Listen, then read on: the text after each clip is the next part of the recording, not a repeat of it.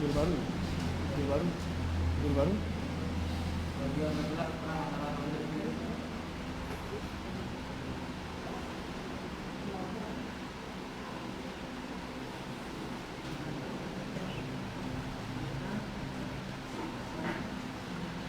Bismillahirrahmanirrahim.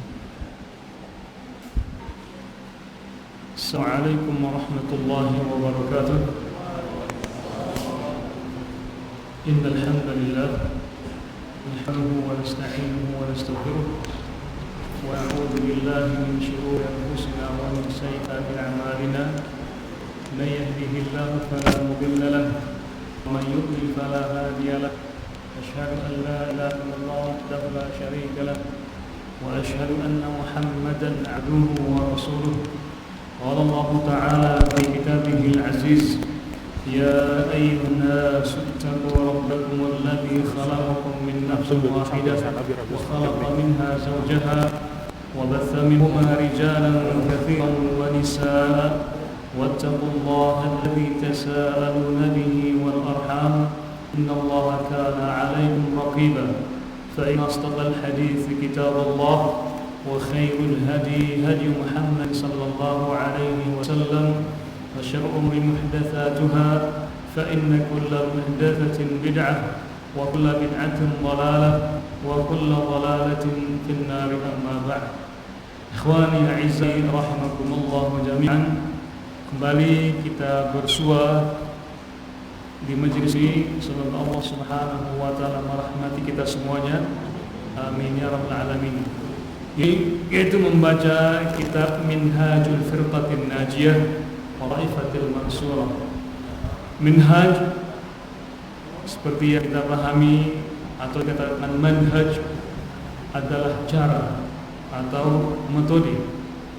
Dalam beragama ini kita tidak hanya dituntut untuk mengamalkan agama saja, tetapi kita juga dituntut untuk bagaimana cara memahaminya. Jadi tidak hanya kita diajarkan hanya untuk mengamalkan agama saja, akan tetapi kita dituntut untuk bagaimana cara mengamalkan agama ini, bagaimana metodenya. Yang pertama, mengamalkan agama. Sebelum kita mengamalkan agama, tentu kita memahami dahulu. Nah, sebelum kita memahaminya, di sana ada cara-caranya. Cara memahami agama. Bagaimana caranya? Di saat ada firman Allah Subhanahu wa taala dalam Al-Qur'an Al-Karim, maka kita harus tahu metode dalam memahami agama ini. Bukan semau kita, bukan kalau Jawanya sena dewe, ini masalah Jawa. Gitu Jawa ya. Pasang enggak Jawa itu? Mana? Boleh enggak itu? Boleh ya? Ya? Kurang pas. Ya, sekaratnya, bukan enggak? Atau ngalor ngidul, nyambung lagi. Tidak, ada caranya, ada metodenya. Agar apa? Agar agama yang kita laksanakan hari ini sama dengan dibawa oleh Nabi kita Muhammad SAW. Agar ayat-ayat yang kita baca hari ini sama dipahami oleh para sahabat Nabi SAW. Makanya metodenya apa? Di saat ada firman Allah Subhanahu wa taala, maka kita harus memahaminya bagaimana Nabi sallallahu alaihi wasallam memahaminya. Dan juga kita mengamalkannya bagaimana cara para sahabat mengamalkan firman tersebut. Itu juga sabda Nabi kita Muhammad sallallahu alaihi wasallam, bagaimana dahulu Nabi mengamalkannya, bagaimana dahulu para sahabat mengamalkannya, maka itu yang akan manhaj. Itulah yang dikatakan manhaj atau metode. Sebab apa? Kalau misalnya ada firman Allah Subhanahu wa taala yang berbunyi Ar-Rahmanu 'alal 'arsy istawa. Allah beristiwa di atas arasy. Nah, kalau kita salah memahami dalam sifat Allah Subhanahu wa taala istiwa ini, kalau salah memahaminya atau salah jalan atau salah cara memahaminya, maka kita akan terjerumus pada hal-hal yang Nabi tidak pahami seperti itu. Nah, para sahabat tidak pahami seperti itu, makanya butuh cara. Itulah yang namanya manhaj, cara memahami agama agar bisa kita melaksanakan agama tidak salah. Bisa kita mengamalkan Islam ini tidak salah. Kenapa? Kalau salah nanti sesat. Kalau sesat itulah yang masuk ke neraka. Na'udzubillah, tsumma na'udzubillah min dzalik. Pentinglah yang namanya manhaj atau minhaj agar kita tidak salah arah dalam memahami agama ini, sehingga kita tidak salah dalam menjalankan agama ini. Kenapa banyak orang yang salah dalam mengamalkan agama? Karena mereka tidak punya cara, tidak punya manhaj untuk mengamalkan agama ini. Sehingga ketika memahaminya salah itu. Ketika salah memahami, maka salah juga dalam mengamalkan agama ini. Itu yang kita khawatir. Contoh misalnya dalam tadi ayat yang kita bacakan tadi itu adalah Ar-Rahmanu ala arsistawa. Allah yang Maha Rahman beristiwa di atas arasy-Nya. Nah, bagaimana cara memahami istiwa ini? Bagaimana Nabi menafsirkan istiwa itu? Bagaimana para sahabat menafsirkannya? Nabi SAW bersabda, "Amirruh kama ja'a." Tafsirkanlah kalau sifat-sifat Allah itu sebagaimana dalam dari Allah Subhanahu wa taala. Kalau Allah mengatakan istiwa, itu istiwa. Karena Allah yang mengatakan tentang dirinya, maka itulah yang harus kita katakan. Jangan kita menghayal. Oh, gini-gini. Kenapa? Pikiran kita tidak akan mampu menjangkau zatnya Allah Subhanahu wa taala, sehingga kita tidak bisa berandai-andai dan berkhayal tentang zat Allah Subhanahu wa taala. Nah, ketika Allah beristiwa, maka istiwa itu kalau dalam bahasa Arabnya bersemayam. Bagaimana caranya? Kita serahkan kepada Allah Subhanahu wa taala. Bukan dengan menyamakan dengan manusia atau makhluk. Sama dengan Allah Maha mendengar, Allah Maha melihat, betul tidak? Terus bagaimana cara Allah mendengar? Bagaimana cara Allah melihat? Kita serahkan kepada Allah. Kita tidak punya ranah untuk mengetahui bagaimana caranya. Makanya Al-Imam Malik rahimahullah ta'ala ketika berada dalam sebuah majelis ditanya tentang istiwanya Allah Subhanahu wa taala, beliau mengatakan apa? Al-istiwa ma'lum. Makna istiwa itu sudah diketahui oleh bangsa Arab. Itu bersemayam. Anta istiwa ma'lumun. Wal kaifu majhulun. Tetapi membagaimanakan istiwa itu tidak boleh. Kenapa? Karena majhul. Otak kita tidak bisa menangkapnya. Wasu'alu anhu bi'atun. Dan mempertanyakan bagaimana itu tidak boleh. Kenapa? Itu tidak pernah ditanyakan oleh sahabat Nabi, oleh sahabat Nabi, at-tabi'in dan juga atba'ut tabi'in, yang itulah yang dikatakan salaf, orang-orang terdahulu kita. Maka kita harus di saat memahami Al-Quran harus sesuai dengan pahaman para salafus salih, para sahabat, at-tabi'in dan juga atba'ut tabi'in. Sehingga apa? Agar di saat kita memahami agama ini tidak salah kaprah. Di saat kita mengamalkan agama ini tidak salah kaprah. Agar agama ini bisa kita menjalankannya sesuai dengan bagaimana Nabi melaksanakannya dan juga para sahabat melaksanakannya. Kenapa kita harus kembali ke zaman Nabi, para sahabat dan atba'ut tabi'in? Kenapa? Karena Allah merekomendasikan di zaman mereka. Dan juga Nabi juga merekomendasikan zaman-zaman mereka, masa-masa mereka.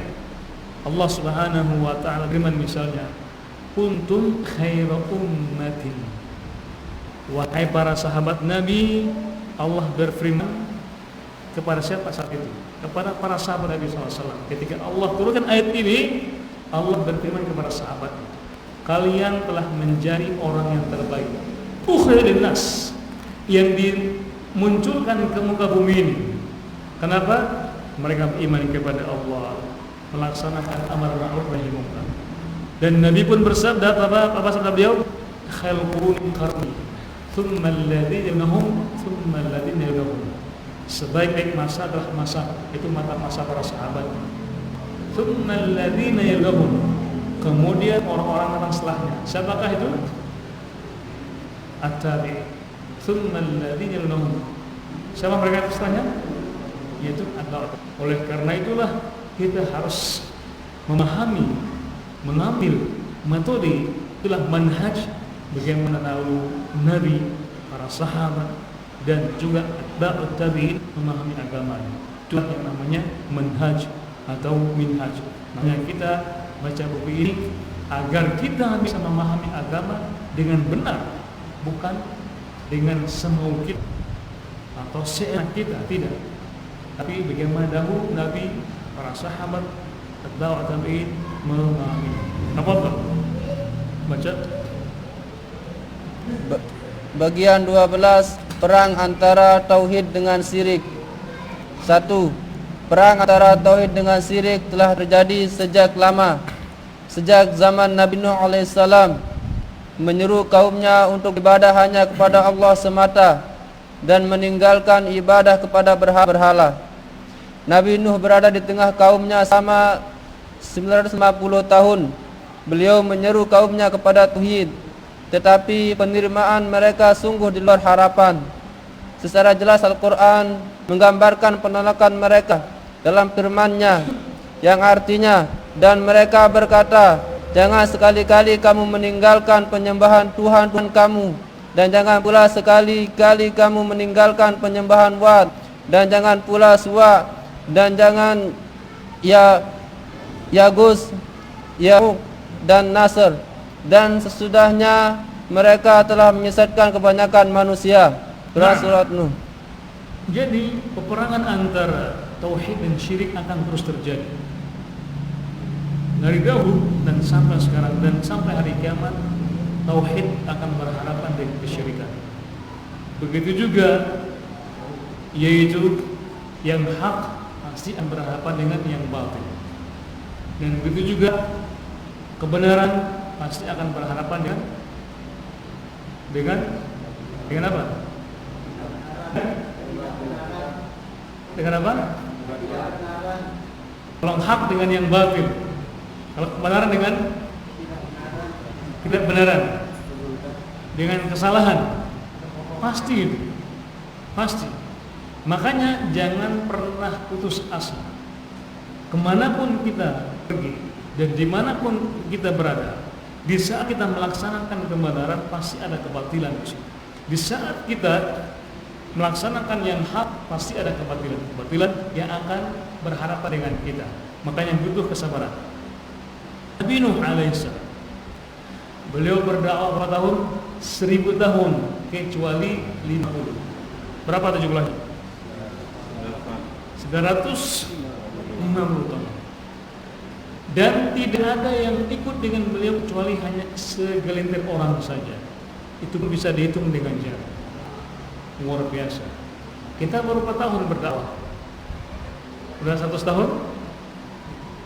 Udah puluhan tahun? Belum ada apa-apa kalau dibandingkan dengan dakwahnya Nabi Nuh alaihissalam. Tetapi biar tetap konsisten. Bukan berarti di saat kita berdakwah nggak ada yang ikut, tidak berhasil, tidak. Yang kenapa? Karena kewajiban kita hanya menyampaikan saja. Kita bukan lagi kampanye, kan? Iya. Kalau kampanye itu kan harus semakin banyak semakin bagus. Tapi kita menyampaikan risalah, risalah Allah Subhanahu wa Ta'ala. Disampaikan saja, itulah kewajiban kita. Makanya Allah berfirman apa? Wa ma 'alaika illal balagh. Wa Muhammad, tidak ada kewajiban kepadamu kecuali hanya menyampaikan saja. Sampaikan, walaupun itu pahit. Kita hanya berkewajiban menyampaikan. Masalah diterima dan tidaknya itu bukan ranah kita. Itu urusan Allah Subhanahu wa Ta'ala. Allah berikan hidayah kepada orang-orang yang Allah kehendaki. Nabi kita Muhammad sallallahu alaihi wasallam menyampaikan hidayah, mengajak kepada pamannya, orang dekat, orang yang sangat mendukung dakwah beliau. Namun ketika diajak, Nabi hanya menyampaikan saja. Apakah terima? Tidak. Kenapa? Karena hidayah itu milik Allah Subhanahu wa Ta'ala. Kita hanya mampu menunjukkan saja, menanyakan saja. Makanya Allah berfirman apa? Innaka tahdi man ahbabta, walakin Allah yahdi man yasha. Wahai Muhammad, wahai Rasulullah, sesungguhnya engkau tidak akan bisa memberikan hidayah kepada orang yang kamu cintai pun sekalipun. Tidak akan bisa. Kenapa? Karena sesungguhnya Allah memberikan hidayah kepada orang-orang yang Allah cintai. Jadi kewajiban kita menyampaikan saja. Terima tidaknya kita serahkan kepada Allah Subhanahu wa Ta'ala. Kenapa? Karena kita sudah bebas dari kewajiban kita menyampaikan saja. Makanya Nabi Nuh alaihissalam berdakwah sebanyak 950 tahun. Hanya ikut berapa orang saja. Makanya beliau itu ketika diperintahkan Allah untuk membuat perang, bahasa Inggrisnya Noah. Nabi Nuh, bahasa Inggris siapa? Noah. Sekarang jadi band juga. Jadi band. Ini pelecehan kepada Nabi Nuh alaihissalam. Ketika mengetahui Nabi sallallahu alaihi wasallam ketika diperintahkan untuk bikin kapal, apa? Nabi ini tidak bertanya untuk apa, tidak. Buat saja. Bayangkan, untuk membuat kapal yang besar, berapa tahun lamanya? Hah? Javi itu kalau besar berapa tahun? Segini. Berapa? Hah? Mungkin ratusan tahun. Ratusan tahun. Sudah jadi pohonnya, dibikinlah kapal. Kapalnya itu tahu berapa tahun? 500 tahun lamanya selesai. Berapa tahun? Sekitar 500 tahun harus selesai. Kapal yang tingkatnya, kapal besar.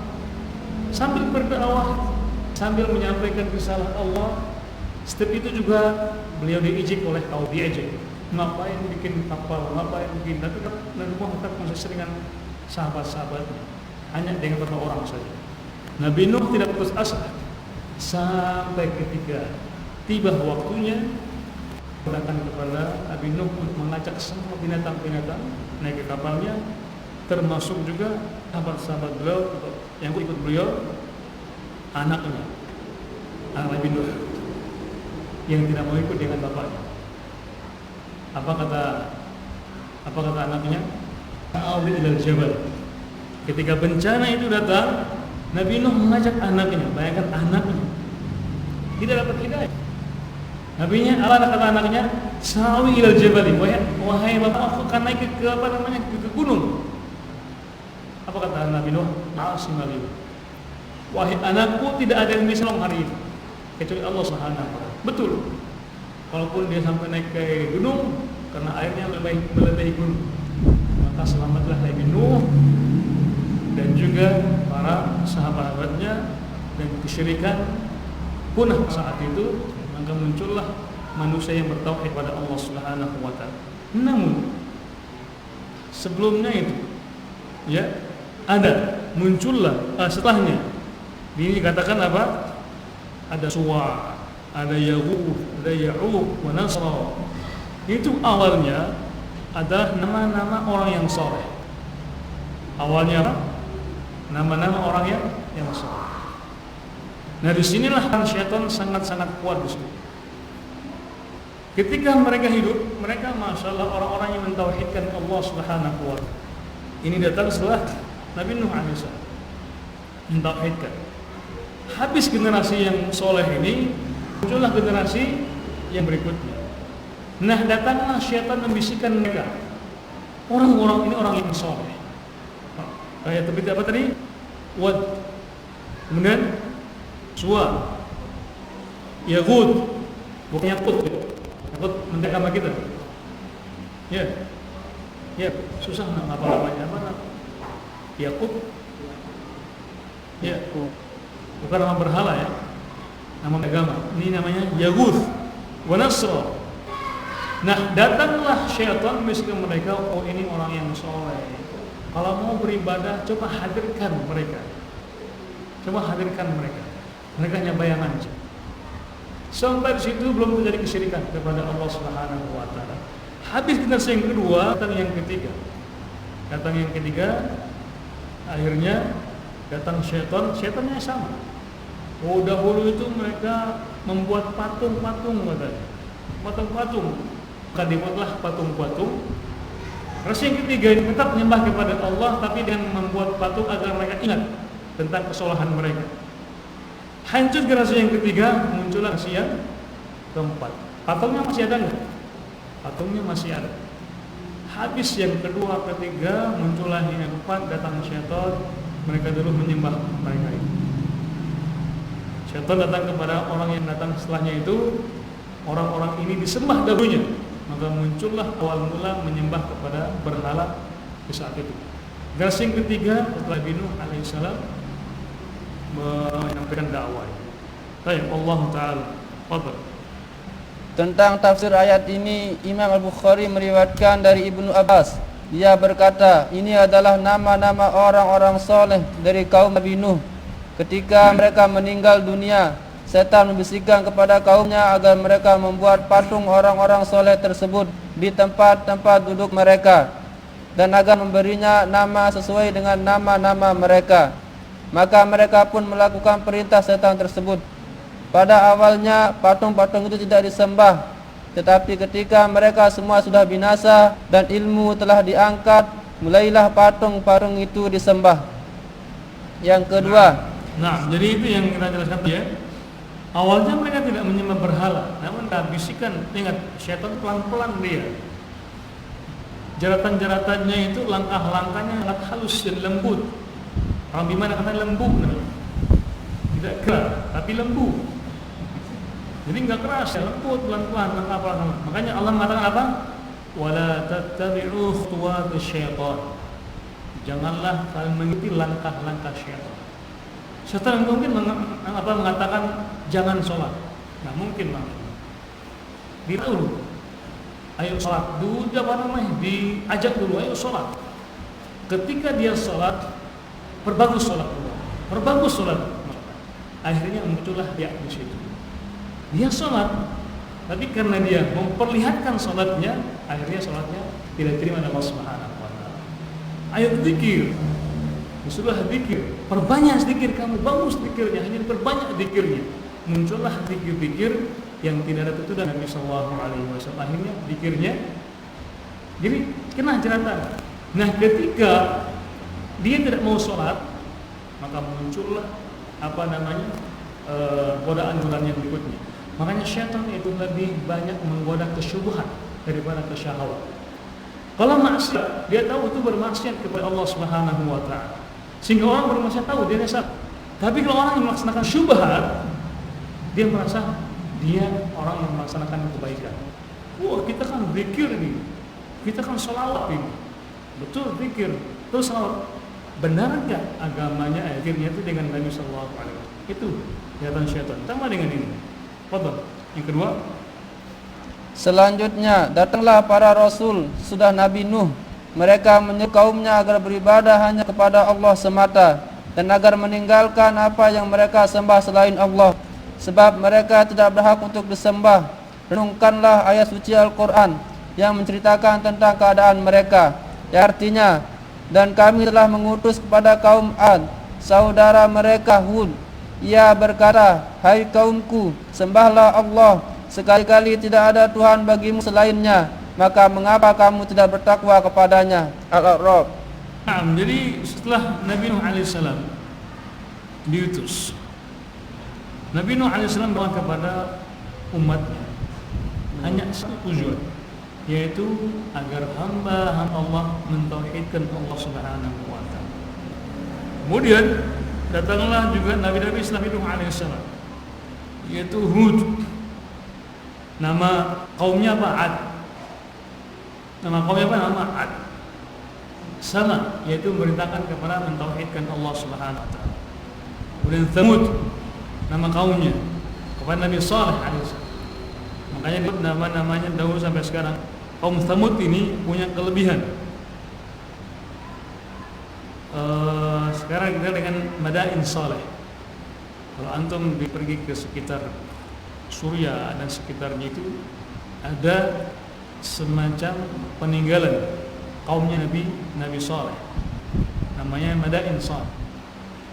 Mereka ini apa? Yunhitu al-jibala buyuta. Allah sifatkan mereka itu, mereka bisa memahat gunung jadi rumah dan istana.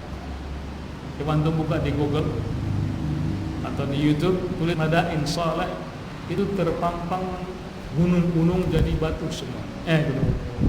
Gunung istana.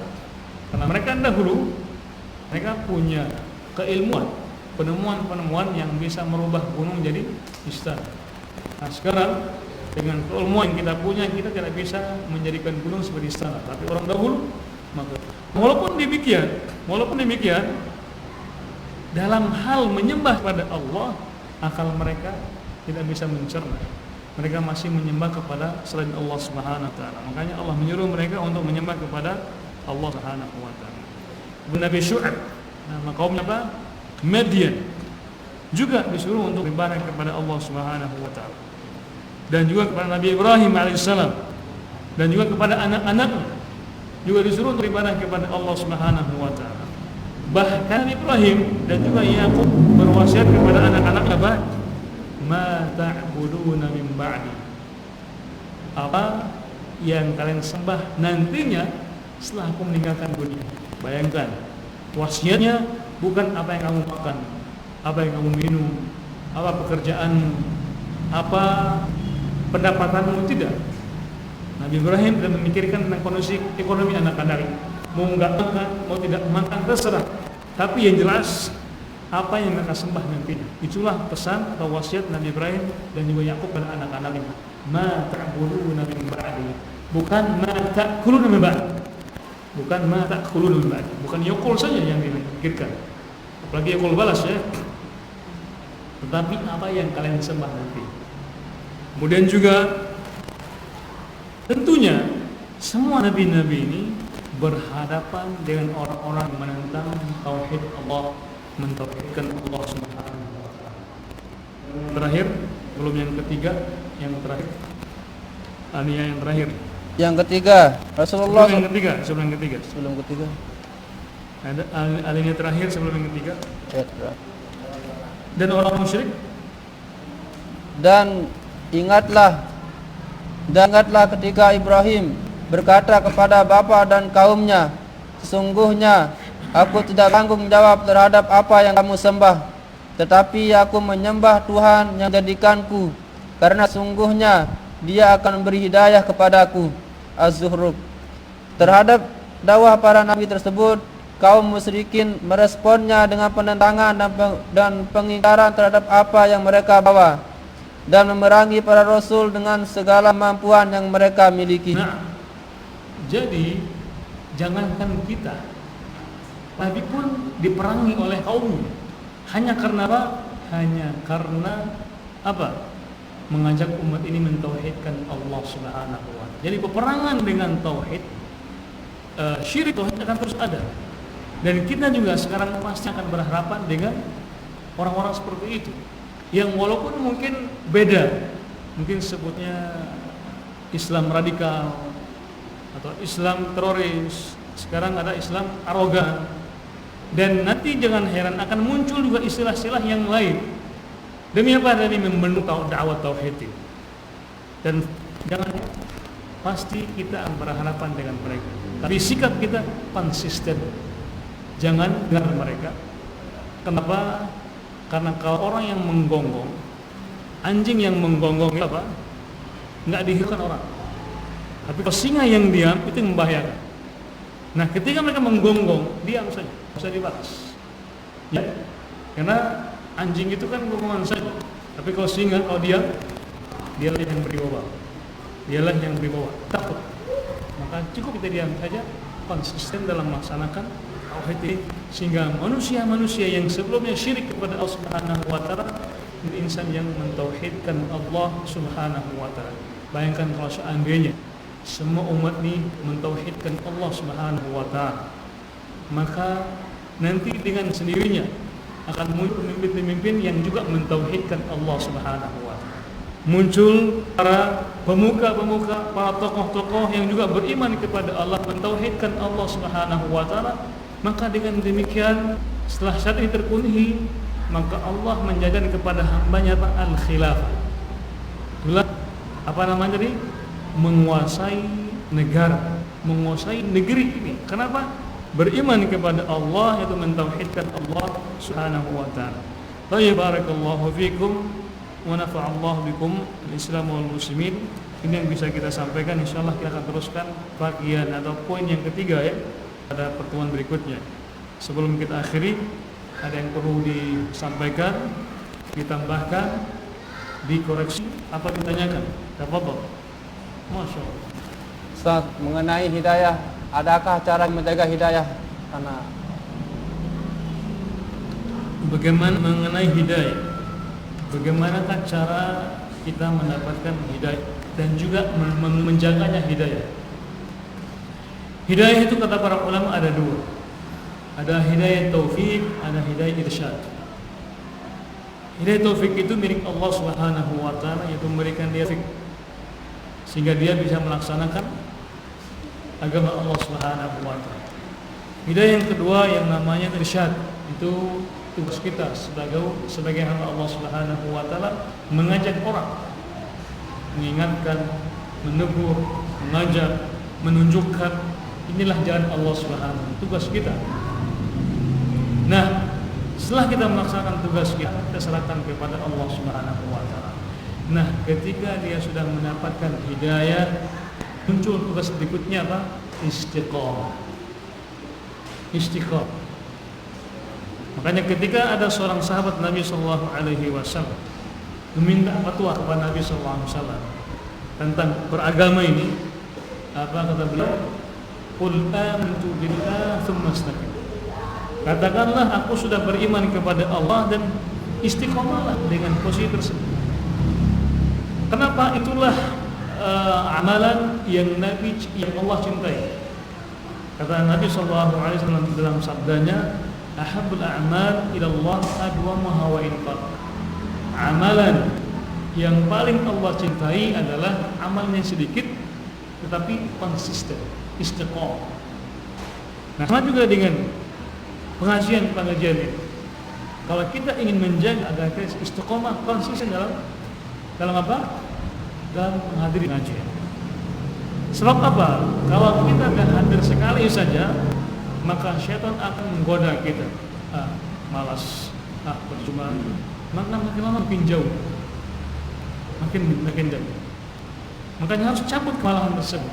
Harus cabut. Ibaratnya ketika antum menemukan ada rumput di rumah antum, dan rumput itu sebagai perusak. Kalau antum nggak bisa mencabutnya, maka akarnya tertanam. Semakin lama semakin kuat sehingga antum susah nanti akan mencabutnya. Betul tidak? Nah, begitu juga kemalasan, kemaksiatan. Kalau kita tidak segera mencabutnya, maka akan menjadi terakar sehingga susah. Apa kata Ibnu Qayyim? La ya'rifu ma'rufan wa la yunkiru munkaran. Sehingga dia tidak lagi mengenal mana yang munkar, mana yang baik, mana yang buruk, semuanya. Yang penting baik katanya. Yang penting baik.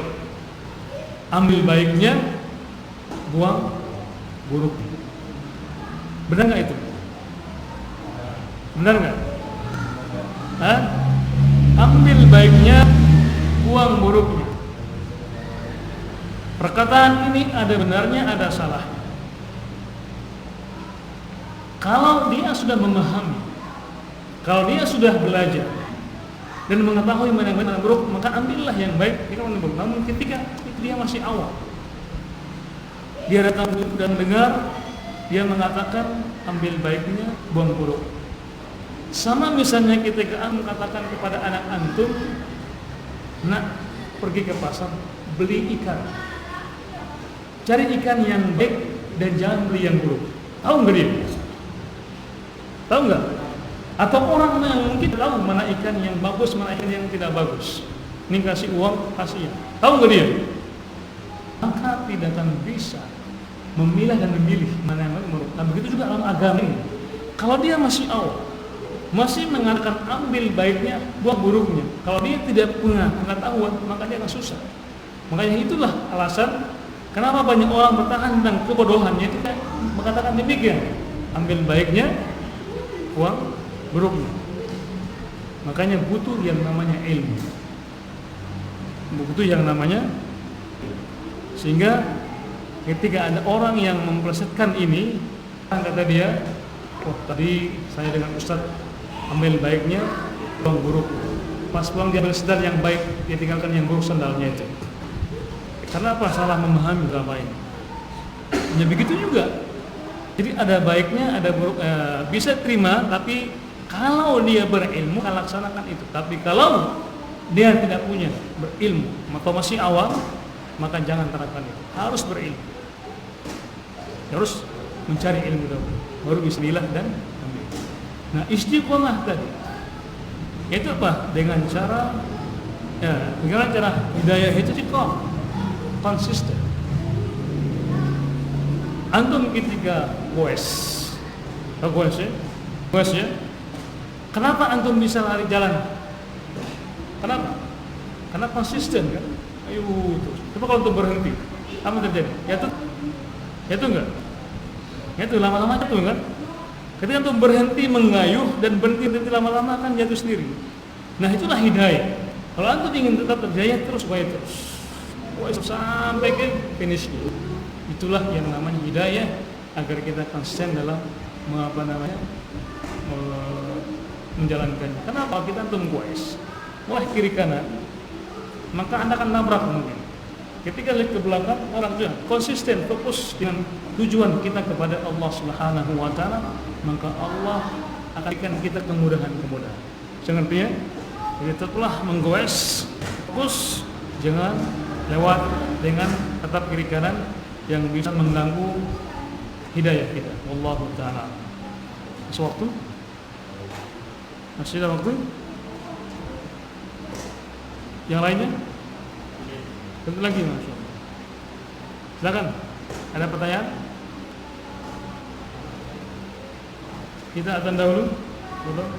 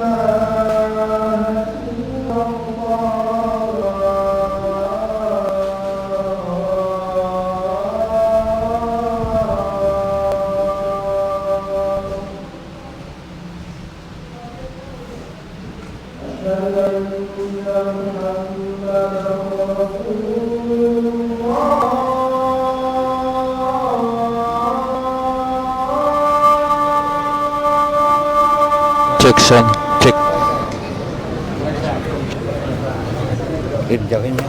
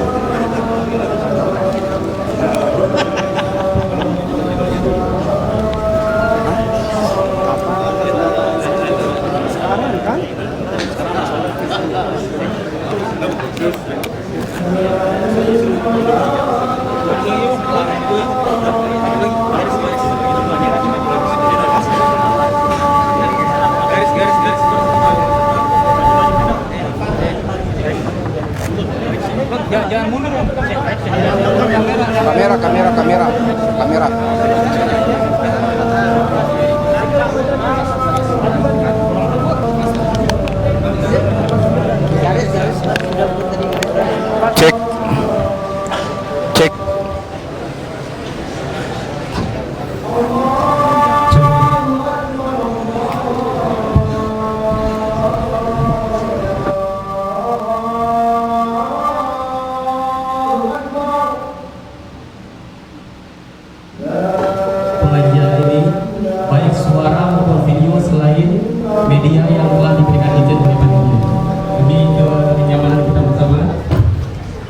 juga foto-foto Ustaz tidak berkenan untuk di foto-foto ya. Untuk kerjasamanya agar pengajian kita berjalan khidmat. Terima kasih. Kita harap fokus dengan ini.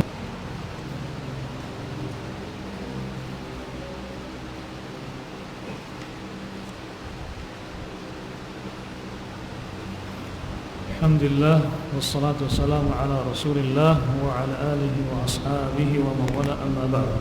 Baik, kita akhiri. Mungkin ada yang perlu lagi ditambahkan, ditanyakan.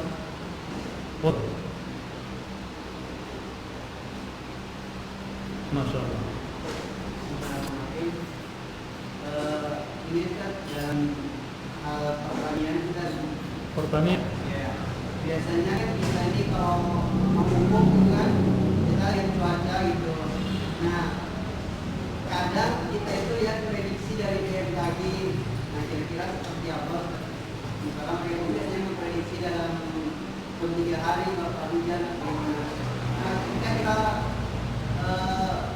melihat prediksi dari BMKG itu sendiri dan kita laksanakan itu kan kira-kira hujan seperti apa.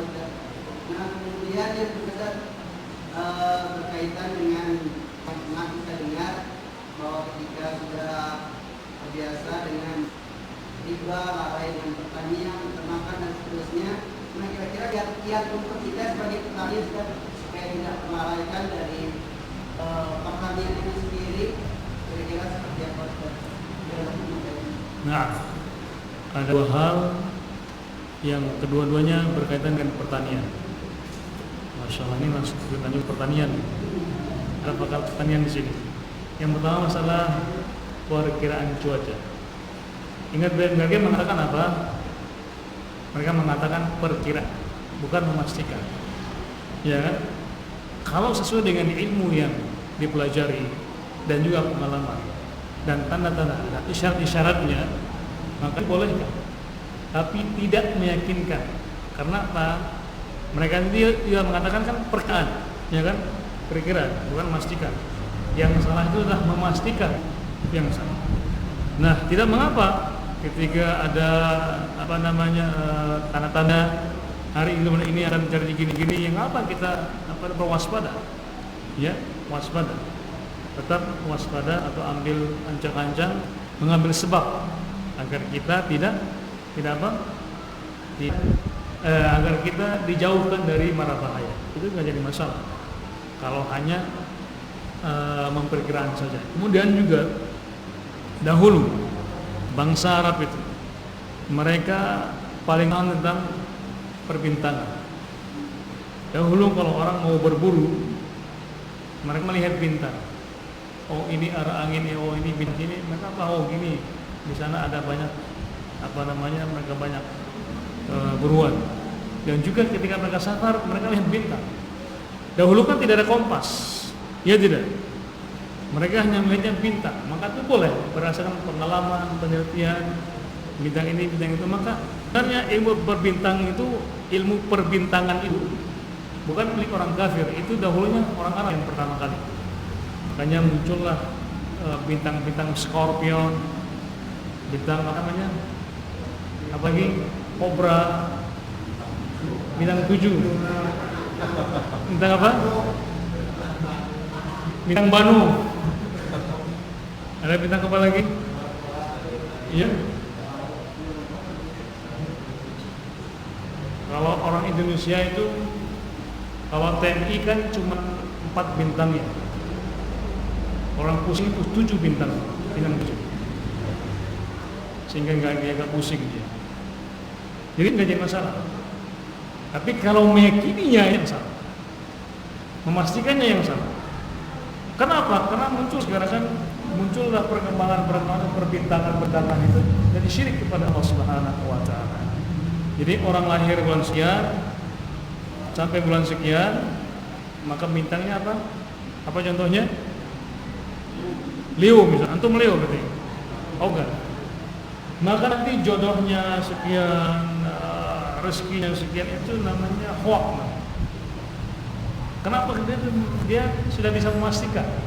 Tapi kalau berdasarkan analisa cuaca, arah angin dan segala macamnya itu tidak masalah. Boleh. Dan itu juga urusan dunia, masalah pertanian kan, dan jangan masukkan ke masalah akidah. Kenapa? Berkembang di masyarakat, kalau angin sekian orang, kamu tidak boleh pergi. Oh, kamu tidak boleh nikah. Oh, jam sekian orang nikah, itu tidak boleh. Itu namanya tatayur atau khurafat. Itulah yang dipanggil oleh ulama kita dahulu, TBC. Apa TBC itu? Takhayul, bid'ah, khurafat. Baik. Yang kedua, masalah riba tadi ya. Iya. Ya. Lalai. Itu ada hadis Nabi sallallahu alaihi wasallam. Hadisnya muttafaqun alaih. Hadis idza tabaya'tum bil 'id wa akhadtum adnab al baqar raditu biz zar' wa taraktum al jihad fi sabilillah sallallahu alaikum dhulla la yanzi'uhu an qulubikum hatta tarji'u ila dinikum. Nabi menyebutkan 4 sebab. Yang pertama apa? Idza tabaya'tum bi'ina. Di saat kalian jual beli dengan ina, dengan barang dengan barang. Ketika ada ribanya, ketika misalnya antum jual barang dengan barang, atau dengan contoh yang lain. Ini contoh di antara contoh jual beli yang ada unsur riba. Ketika sudah terbiasa dengan riba tersebut, dan sekarang kan mereka tidak mengatakan riba, mereka mengatakan bunga agar menarik dan tertarik. Sama dengan orang pintar yang aslinya kan dukun. Kenapa dikatakan orang pintar? Kenapa orang bodoh? Nah, riba ini sekarang sudah merajalela, masuk ke rumah-rumah, sampai ke pertanian-pertanian. Kamu tahu, nanti dia ngambil uang dahulu, kemudian bayarnya pakai apa? Pakai barang. Di mana unsur ribanya? Ada unsur ribanya. Dia mengambil barang 100.000 misalnya, dengan membayar dengan 100 kilogram gabah misalnya, begitu. Di sana ada unsur ribanya. Di mana ribanya? Harganya bisa naik, bisa enggak? Ketika penjual kan bisa naik. Dan juga ada unsur judinya. Ada unsur judinya. Bisa jadi judinya itu di mana? Dia akan bertarung dengan yang tidak jelas. Bisa jadi dia tidak bisa panen. Betul tidak? Iya kan? Bisa dia tidak bisa panen sehingga dia tidak bisa bayar. Dia bertarung dengan yang tidak jelas. Kenapa ngambil uang 100 bayar atas 100.000? Kan enak kan? Ya tidak. Tapi apa? Membayarnya dengan barang. Membayarnya dengan barang. Sehingga barangnya itu ketika ambil uang 100.000, nanti pas dijual ternyata 100 kilo itu naik harganya. Nah, kelebihannya itu yang dikatakan riba. Riba.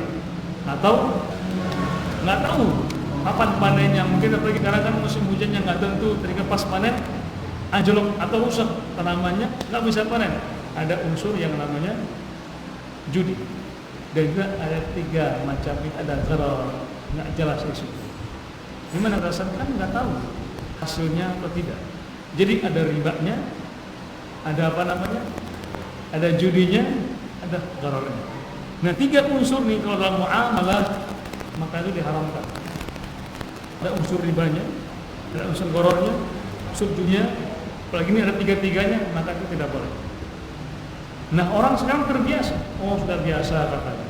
Kita sekarang ini kalau nggak ngomongin uang bank, kita nggak bisa bangun rumah, kita nggak bisa beli mobil. Itu image yang mereka tanamkan kepada kaum muslimin sekarang ini, sehingga kita tidak lepas dari yang namanya riba. Tapi ingat, apa namanya, apa balasannya, apa akibatnya, Nabi jelaskan setelah itu. Nah, kalau kalian sudah jual beli dengan riba, kemudian wa khafu adnabal baqar, menyibukkan diri dengan beternak sampai melupakan kewajiban kita sebagai muslim, meninggalkan ibadah kepada Allah. Boleh berternak, Tapi di saat ada dikumandangkan jangan sibuk dengan ternak. Ajak sholatnya, ajak sholat kambingnya. Ya jangan kita ikut kambing kan. Kambing yang nggak sholat, kita kan nggak sholat. Kemudian orang itu besar. Dan kalian juga menyibukkan diri dengan corok tanah, bertani, sampai sholat kewajiban. Kemudian sampai kita melanggar. Bayangkan banyak orang yang ketika dia menggunduli gunung, dia mengabaikan perintah pemerintah, dia melanggar aturan pemerintah. Namun ketika banjir, dia mengatakan mana pemerintah, mana bantuan pemerintah. Di sisi lain, dia melanggar aturan pemerintah. Namun ketika dapat musibah, apa katanya? Mana pemerintah? Jadi ujung-ujungnya pemerintah juga. Padahal awalnya dia melanggar aturan pemerintah. Itu juga pelanggaran. Sibuk dengan pertanian, sibuk dengan peternakan, dan yang ketiga, yang keempat apa? Dan meninggalkan jihad di Allah Subhanahu wa taala. Apa balasannya? Sallallahu alaikum dhullan. Maka Allah akan campakkan kehinaan di mana? Fi qulub, di hati kita. Banyak orang yang karena dia mengambil uang hanya ingin bangun rumah yang mewah, hanya ingin mendapatkan mobil yang wah, kemudian agar dipandang seperti orang yang super dan smart, namun dia hina. Jadi kenapa? Dia hutang, dia berhutang. Itulah campaknya itu ketika orang yang sering beriba dia hina. Kenapa? Hutang lagi, hutang dan hutang, sehingga dia hina. Kenapa? Allah campakkan kehinahan di hatinya, bukan di rumahnya. Bukan mewah, bukan di mobilnya, bukan wah, bukan di pekerjaannya, masya Allah luar biasa kerjaan itu, bajunya setiap hari steril apa, necis terus, tapi dia hina. Kenapa? Karena dia berhutang. Makanya kenapa beliau hutang? Karena itu riba. Dan Allah tidak akan mencabutnya. La yanzi'u an qulubikum hatta tarji'u ila dinikum. Allah tidak akan mencampakkan kehinahan itu, tidak akan mencabutnya sampai kalian kembali kepada agama kalian. Maka solusinya itu, mari kita kembali kepada Allah Subhanahu wa taala. Jangan biarkan uang kita yang kita tabung di bank-bank riba itu diambil oleh orang-orang yang juga nanti kita akan mengemis dengan dia. Contoh misalnya, berapa kaum muslimin jumlah di Indonesia ini? Berapa jumlah? Ada 200 juta? Ada? 200 juta ada ya? Berapa? Kurang lebih. Dari jumlah itu 100 juta aja yang nabung di bank. Kalau satu orang itu nabungnya 1 juta di bank-bank konvensional. Berapa jumlah uangnya terkumpul di Indonesia?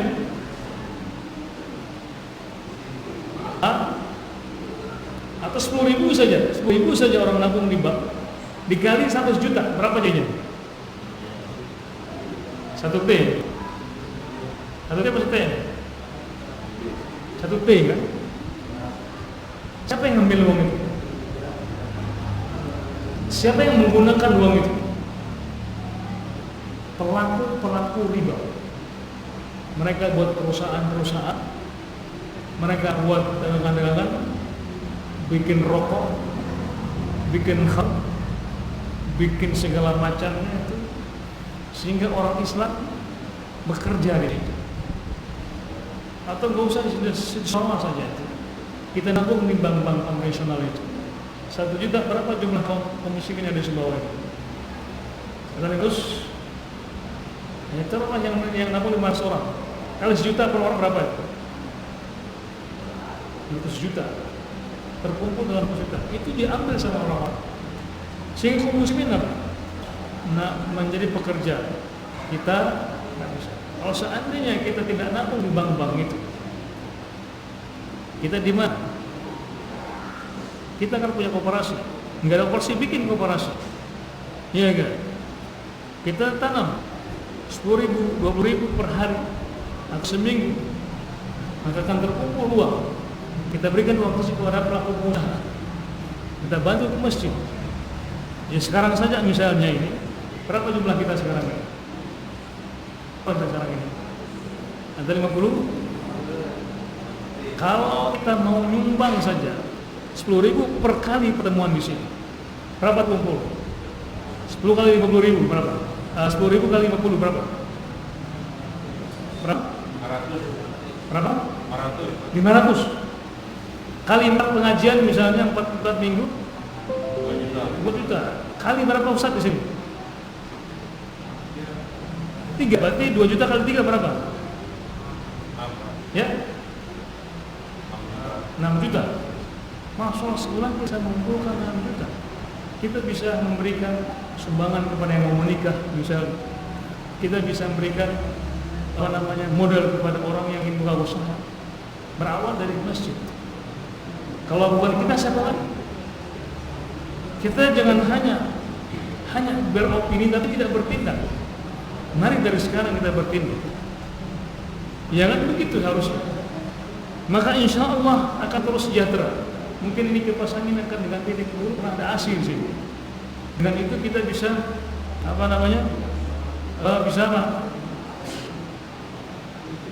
bisa mungkin kita bisa nyumpul balas di sini. Hanya karena kita rela bayar 10.000 untuk main futsal. Hanya awal keringat, nggak ada pahala, hanya keringat. Tapi kenapa kita tidak rela madang sini yang 10.000 per kajian? Misalnya kan demikian. Ya insya Allah ketiku ya. Insya Allah kita berkembang dari kecil jadi besar, insya Allah. Makanya kalau kita konsisten dengan itu, istiqomah, lama-lama jadi besar. Lama-lama jadi besar. Ya contoh kecil misalnya dengan teman-teman buka BMT, Baitul Mal wa Tamwil. Itu tokonya kantornya di sana di Islamic Center di Kalanjang Masuk. Dari 20.000 sekarang asetnya sudah 1 miliar. Cuma 3 tahun. Kenapa? Kita harus konsisten. Nah kalau mereka bisa, kenapa kita tidak bisa? Karena tidak ada yang memulai ini. Tidak ada yang memulai ini. Jangan hanya kita mengatakan datang ke pengajian, wah panas masjidnya. Tapi kita tidak pernah nyumbang untuk masjid, untuk listriknya, untuk apa. Jangan pernah kita mengeluh kok airnya nggak ada. Tapi kita tidak pernah nyumbang untuk bayar masjid. Kalau bukan kita, siapa lagi yang menyumbang untuk masjid? Kan begitu kan? Kita mengulih, oh itu masjidnya jelek, katanya WC-nya nggak bagus. Yang itu menyumbang ke masjid itu. Ya minimal 10.000. Jangan hanya bisa mengkritik tapi tidak bisa menyumbang. Dari situlah kita harus dan bisa. Dan semua kita bisa. Buktinya apa? Buktinya kita bisa beli pulsa. Berapa pulsa tiap hari? Berapa? 1.000, 2.000, 3.000, 4.000? Buktinya kita bisa beli paket. Buktinya kita bisa beli HP. Dan yang lain tinggal mau atau tidak. Mau atau tidak? Itu pertanyaan. Mau enggak? Kalau nggak mau ya kita akan seperti ini terus. Akan menjadi hina di hati kita ini. Ujung-ujungnya kita ngambil uang lagi. Kasihan ada orang kita yang mau buka usaha, nggak punya modal, hanya ujung-ujungnya ke bank. Nah, bagaimana cara menjauhinya? Tinggalkan saja. Karena perintah itu kan ada, dalam agama kan ada 2, ada perintah dan larangan. Kalau perintah kita laksanakan, diminta untuk melaksanakan semampu kita. Larangan tinggalkan saja. Sama ketika ada orang Ustaz, bagaimana cara meninggalkan rokok? Ya jangan merokok. Ya enggak? Bagaimana cara meninggalkan riba? Ya jangan ambil riba. Kan begitu harusnya. Nah itulah, di selain kita ingin meninggalkan itu tapi kita tidak punya solusi, maka marilah kita bantu ikhwan kita ini agar bisa menjadikan solusi buat teman-teman kita yang ingin berjuang meninggalkan hal-hal yang haram. Wallahu ta'ala alam. Kita akhiri dengan doa majelis. Subhanaka wa bihamdika wa asyhadu an la ilaha illa anta wa astaghfiruka wa atubu ilaik. Wassalamualaikum warahmatullahi wabarakatuh.